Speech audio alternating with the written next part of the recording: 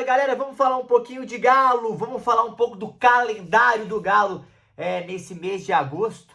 As decisões que o Atlético já passou por uma, está no meio de outra, tem outra semana que vem e também esse caminho do Brasileirão. Além disso, vou falar também algumas informações de Guilherme Arana e dos embrólios do Rubens, né? Por que demorou tanto para ele ser vendido pro Dinamo Moscou, tá bom? Mas antes, se inscreve no canal, deixa o like, ativa o sininho, hype o vídeo e me siga em todas as redes sociais, todas aqui na descrição desse vídeo, tá? Lá embaixo, só clicar aí no link na descrição, tem todas as minhas redes sociais, lá você pode pesquisar e seguir. Vai ajudar demais o crescimento do meu trabalho, fazendo vídeo de futebol todos os dias pra vocês, beleza? Vamos lá. Vamos falar um pouquinho primeiro do Rubens, né? O Brax explicou a demora e revelou o que quase melou, né, a venda do Rubens, que foi por cerca de 10 milhões de euros, né? Ele ficou 15 dias de encontros e reuniões e o Rubens ficou de fora dos jogos do Atlético, mas o meia acabou sendo vendido para Dinamo Moscou da Rússia. Vamos lá, os bastidores. Foi um pouco, ele disse, foi um pouco mais difícil a negociação, por vários motivos, mas a negociação foi e voltou algumas vezes. Em um dado momento a gente achou que ia precisar sair da mesa porque as condições estabelecidas não estavam sendo atendidas. O Atlético manteve as exigências no dia 30 de Rubens. O Atlético manteve as exigências. O Atlético manteve as exigências. No dia 30, Rubens foi oficialmente vendido ao Dinamo Moscou por 10 milhões de euros. O Alvinegro ainda tinha 80% dos direitos do atleta e ficou com 15% de uma possível venda futura ainda. Não estávamos dispostos a vender ele, a gente fez exigências, mas foram aos poucos atendidas. Fizemos uma negociação dura com eles, acabou arrastando um pouco mais, mas ele viajou e já se apresentou. Foi muito difícil bancar um atleta praticamente negociado em campo, por mais que seja jogador titular. Isso parte muito do atleta, parte do staff. É uma decisão delicada e particular, então realmente decidimos em conjunto essa preservação dele, que faz falta, mas ele não tinha como superar mesmo com ele em contrato. Cara, 10 milhões de euros, mais 15% da venda futura, né? Então o Atlético 85, então 85 menos 15 dá 60. O Atlético vai ganhar aí menos 15, vai ganhar 8,5, talvez, 8,5 milhões, 8,5 milhões de reais, mais 15% da venda futura, uma boa venda. Então acho que faz sentido. É normal isso, né? Esses altos e baixos, mas faz parte do processo de uma negociação. Afinal, era um atleta que o Atlético não queria vender, mas, cara, tinha que bater no pé mesmo para conseguir uma boa venda, boas negociações, e foi isso que aconteceu, e o Atlético foi muito bem, e trouxe uma reposição para mim à altura. O Alexandre é um jogador à altura do Rubens, ótimo jogador, e que faz toda a diferença. O Galo também acertou Reinier, já falei demais de Reinier aqui, não vou falar disso hoje, e Guilherme Arana está liberado para jogar contra o Flamengo. Eu acho um baita reforço pro Atlético. Amanhã eu vou fazer um pouco do pré-jogo, falando como é que eu jogaria. Não sei se o Arana seria titular pra mim no meu time logo de cara, mas até porque eu não sei de reais condições, está voltando de uma lesão, mas é um cara fundamental para esse grupo e com certeza ele entraria durante o jogo. No meu caso, né, eu acho que eu colocaria ele para entrar durante o jogo em algum momento, com certeza fazer uma dobradinha pela esquerda, entender ali como pode ser essa situação, como ele pode ajudar o Galo contra o Flamengo, um jogo decisivo demais para a temporada. E falando da temporada do Atlético, eu vou trazer aqui para vocês todo o calendário do mês de agosto, tá? O Atlético, vamos lá, pessoal, pega o Flamengo, 7 da noite na quarta-feira. Depois, Vasco da Gama pelo Brasileiro, Godoy Cruz em casa na quinta-feira pela Sul-Americana, Grêmio pelo Brasileiro, Vasco e Grêmio pelo Brasileiro, um fora, Vasco fora, Grêmio em casa. Aí vai viajar para jogar com Godoy Cruz, São Paulo e Vitória. Esses três são os 3 jogos seguidos.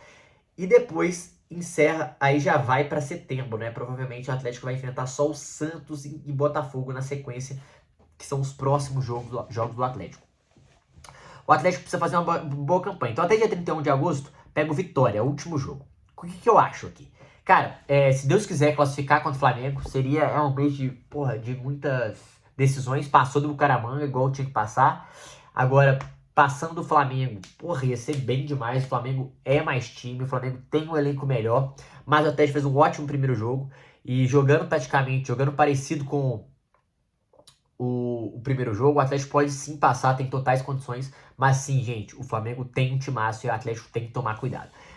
Então vou dividir acho que vai ser um jogo duro, duríssimo, vou dividir por competições, tá? Duríssimo. Mas se o Atlético passar, o Atlético já bate a meta da temporada de ir às quartas da Copa do Brasil. É uma meta que o Atlético já bateria, que seria importantíssimo para a temporada, né? Orçamentária. Aí falando de Sul-Americana, cara, Godoy Cruz. Vejo o Atlético com totais condições de passar do Godoy Cruz. Eu vou até pegar aqui, que eu não sei mesmo. Que o Godoy Cruz eu não sei que posição que ele tá no campeonato. Aqui, ó, peguei aqui. Hoje o Godoy Cruz é 12º do grupo B, de 15. 3 jogos, tem 3 pontos, 3 empates. Acho que o Galo tem totais condições de passar do Godoy Cruz. Acho que o Godoy Cruz não é esse bicho-papão. Acho que o Galo tem mais time com esses jogadores que chegaram. Tem muito jogo para passar. Dá para ir às quartas de final da Sul-Americana. E seria importantíssimo ir às quartas, né? Ia ser importantíssimo. Então, eu acredito e torço pro Galo passar. Eu acho que o jogo do Flamengo é um pouco diferente do Flamengo. O Flamengo era favorito. É favorito. O Atlético conseguiu um bom resultado na ida e quem sabe pode conseguir um bom resultado na volta. Na Sul-Americana o Atlético joga primeiro em casa, então conseguiu um bom resultado em casa para decidir fora e conseguir passar, mas acho que o Galo também tem condição de passar de fase. Falando em brasileiro, que talvez seja uma das coisas mais importantes. Hoje o Galo é 10º colocado no brasileiro, tem alguns jogos a menos, é verdade, mas ainda assim precisa somar alguns pontos importantes. Contra quem? Esse mês o Atlético joga contra o Vasco, fora de casa no domingo. Cara, um resultado positivo ou empate com o Vasco, eu não vou falar que o empate é bom resultado, mas conseguir um resultado positivo lá, não perder seria ótimo, ganhar seria, assim, absurdo pra sequência. Porque depois o Galo pega o Grêmio em casa, que já é o retorno. Cara, dá pra ganhar do Grêmio, né? Tem que ganhar do Grêmio. É os 3 pontos que tem que fazer, com certeza é esse, porque depois joga com São Paulo e Vitória fora. Dá pra ganhar dos dois? Dá pra fazer pontos? Dá. É certo? Não é certo, mas dá.